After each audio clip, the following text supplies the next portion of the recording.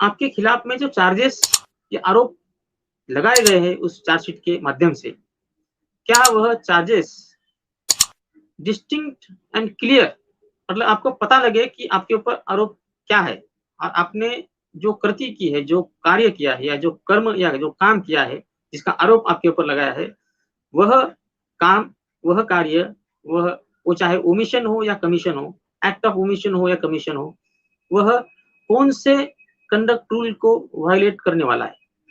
तो in short आपका जो चार्ज है वो एकदम स्पेसिफिक होना चाहिए।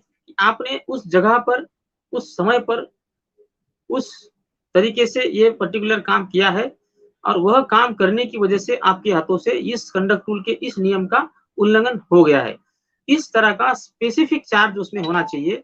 इसका रीज़न सीधा ये है, अगर स्पेसिफिक चार्ज अगर नहीं होगा, तो आप अपने आप को ठीक तरह से बचाव या डिफेंस नहीं कर सकते हो। अगर मान लीजिए आपको किसी ने पकड़कर कटघरे में खड़ा किया और बोला आप अपना बचाव करो। आपको पता नहीं कि आपके खिलाफ में क्या चार्ज है। आपने मर्डर का आपके खिलाफ में मर्डर का चार्ज लगा है या हाफ मर्डर का लगा है या रेप का लगा है या किसी और ऑफेंस का लगा है। आपको पता ही नहीं है, आपको बताया ही नहीं गया कि आपने ये काम किया, तो आप बचाव कैसे करेंगे? इसके लिए ज़रूरी होता है कि आपको ये स्पष्ट और एकदम क्लीन तरीके से, क्लियर तरीके से बताया जाए कि आपके खिलाफ में आरोप क्या है। कई दफ़ा हमने देखा है कि जो चार्जेस होते हैं ये इस तरह के नहीं होते हैं, एकदम वेग चार्जेस होते हैं। इन कंडक्ट रूल का कोई ज़िक्र नहीं होता है, तो ऐसे आधार के ऊपर, इस ग्राउंड के ऊपर भी जो है आप अपने आप को बचा सकते हो, अगर ऐसा चार्जशीट में वेग चार्जेस आपके खिलाफ में लगाए गए हों। इसके ऊपर भी आपको सुप्रीम कोर्ट के या वेरियस हाई कोर्ट्स के बहुत सारे केसेस मिलेंगे। उसमें मैं एक केस का ज़िक्र करना चाहूँगा। Sawai Singh versus state of Rajasthan.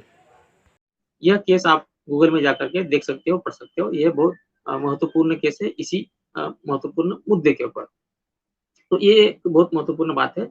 अगर ऐसा होता है, चार्जेस अगर वेग है, क्लियर नहीं है, एम्बिगुअस है, तो the inquiry shall stand vitiated on account of such a vague charge. अब एक बहुत महत्वपूर्ण स्टेज आती है कि आपको चार्जशीट मिलने के बाद में, आपने रिप्लाई फाइल करने के बाद में, इंक्वायरी रिप्लाई फाइल करने के बाद में अगर आपको अथॉरिटी ने अपना अप्लाई किया है माइंड और उसके बाद में उनको लगा है कि चार्जेस जो है आपने मना किए हैं, डिनाई किए हैं और उन्हें सिद्ध करने के लिए जो है जाँच का आगे बढ़ना ज़रूरी है। ऐसे केस में फिर वो इंक्वायरी ऑफिसर को नियुक्त करेंगे, प्रेजेंटिंग ऑफिसर को नियुक्त करेंगे।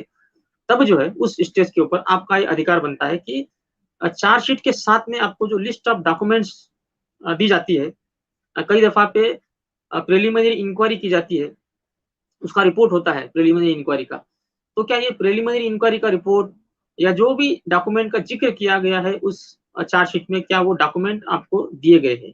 अगर आपको ऑलरेडी अगर नहीं दिए गए हैं, तो आप उस समय पर, इस स्टेज के ऊपर आप लिखित स्वरूप में रिक्वेस्ट कर सकते हैं इंक्वायरी ऑफिसर को कि ये सारे डॉक्यूमेंट मुझे मिलने चाहिए ताकि मैं अपना बचाव कर सकूँ। तो आपका ऐसा निवेदन प्राप्त होने के बाद में आपकी ओर से इंक्वायरी ऑफिसर को ये ज़रूरी है कि वह जो है, वो जो डिसिप्लिनरी अथॉरिटी जिन्होंने जाँच की शुरुआत की है, उनसे ये कहे कि चार्ज ऑफिसर यानी कि सरकारी कर्मचारी की ओर से इस तरह का डिमांड आया है कि आप उन्हें डॉक्यूमेंट दीजिए। तो आपके इस तरह के निवेदन के बावजूद भी अगर आपको ये डॉक्यूमेंट नहीं दिए जाते हैं, तब जो है ये इंक्वायरी विशिएट हो जाती है। ये इंक्वायरी इल्लीगल हो जाती है क्योंकि आपको आपके बचाव के लिए जो है वह पूरा मौका या proper opportunity of being heard या डिफेंस प्रॉपर्ली नहीं दी गई है। And on this count also the inquiry will stand vitiated. यहाँ पर एक मैं बात कहना चाहूँगा, ऐसा ज़रूरी नहीं है कि जो डॉक्यूमेंट चार्जशीट में रेफर किए गए हो, वही डॉक्यूमेंट की आप डिमांड कर सकते हो। Besides the document referred to in the charge sheet, you can also request for the copies of the other documents which are relevant according to you. If so, then the duty is cast upon the inquiry officer to ensure that you also issue these kind of documents which are not referred to but they are relevant.